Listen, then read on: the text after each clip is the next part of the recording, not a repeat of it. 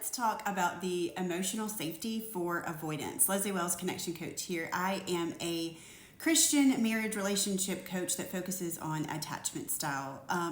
So typically when we look at avoidance, especially the dismissive avoidant, we don't really think about their emotional safety a lot. A lot of times because they struggle to provide emotional safety for their partners. They can be cold, deprioritized, they can be emotionally detached. They really have a hard time making emotional connections.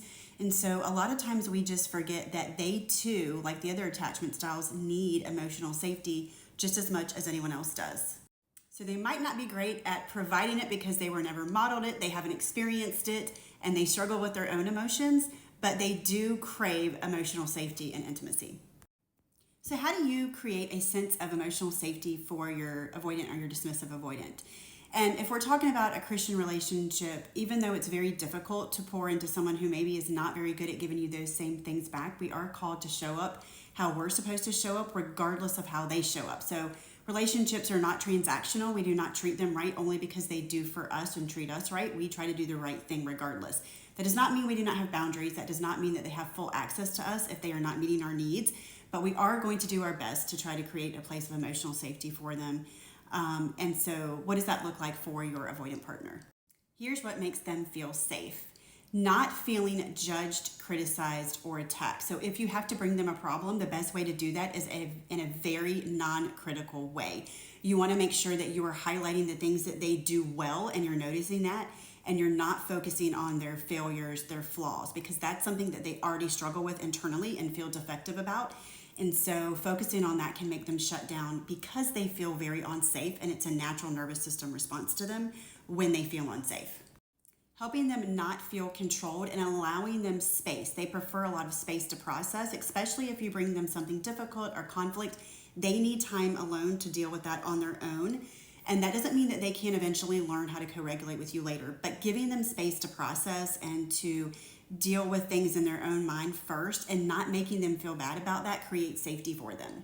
And not expecting them to have the perfect words or display the perfect emotions when you bring them a problem. They were not shown emotions. They don't know how to deal with emotions. They very much struggle on the spot. They either go completely numb in their mind or there's just a shutdown where they don't know what to say. So expecting them to say the perfect thing, verbalize things perfectly in the moment is just not going to happen for them. And so not putting them in that position makes them feel safer. A lot of times it's best to look at their actions and how they show you love through their actions versus focusing on their words, because they know they're not good at words, so they are going to use that less to show how they care about you. Give them that slack. You can make them feel safe by checking your expectations. Too many unrealistic expectations make them feel trapped and smothered. So check your expectations, check your needs, make sure that you're getting your needs met from God first, from yourself, and from other people, and not putting all your needs on them, because that will make them feel like they cannot breathe and make them feel unsafe. When they do bring you something, try to understand them without rejecting them. So focus on listening to understand them and not rejecting them by focusing on how they're saying it or a word that they use. Focus on the message and how they're feeling, and try to come through for them in that way.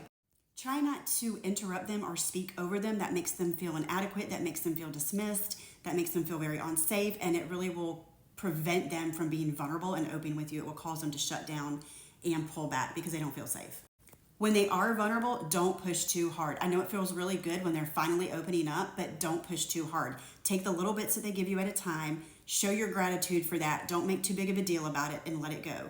They'll give you a little bit at a time to test that safety, and you need to be okay with that.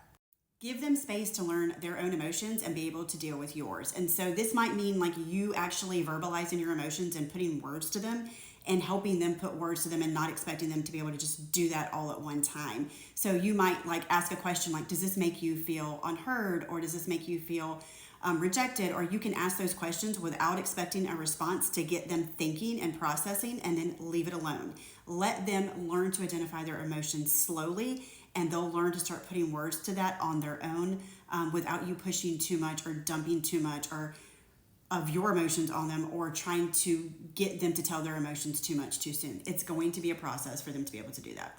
Ask them their needs and don't expect an answer right away. They don't necessarily know their needs. They're not used to checking in with themselves, but start asking the questions here and there so that they know that you care, and that will make them start processing it and thinking about it on their own. But just know that you want them to know that you care about their needs, but that you don't expect them to be able to verbalize them all at one time, because that can be overwhelming and cause anxiety for them. They really prefer peace and harmony, so try not to catch them off guard with conflict. If you have to bring them a conflict, make sure that they know that you're on the same team, that you do not feel like they don't feel like they're attacked, that you're on the same team, that you see a problem together, that both of you are going to tackle together versus something they did wrong or something they failed in. They really very much struggle with letting people down and disappointing people, so you don't want them to make them feel too caught up in disappointing you. You want to sort of set the stage that in a marriage or relationship that both of you are going to let each other down, because we're broken, fallen people that mess up, and that you expect that, and that just is a challenge to overcome together, and that you know you're going to let them down at some time too. So really try not to make too big of a deal or let them get wrapped up in the fact that they have let you down and disappointed you.